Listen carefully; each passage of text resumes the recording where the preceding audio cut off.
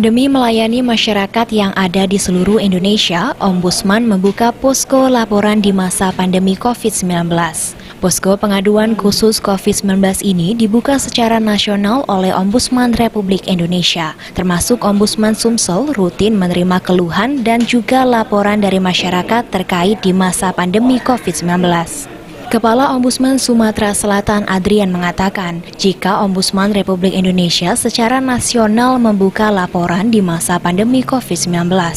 Laporan khusus COVID-19 telah diterima ribuan keluhan dari masyarakat di seluruh Indonesia. Laporan yang diterima untuk Ombudsman Sumsel sudah mencapai 35 laporan.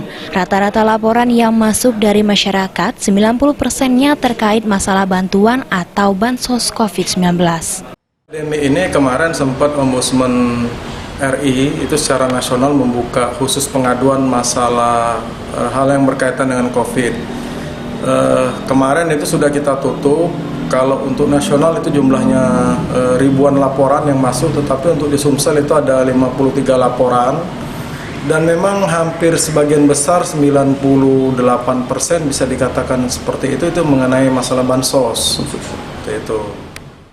Sekarang, posko pengaduan khusus COVID-19 sudah tutup. Mulai dari Ombudsman Republik Indonesia hingga ke daerah sudah melakukan investigasi, yaitu dari laporan yang masuk selama pandemi COVID-19. Mardiansyah, PAL TV.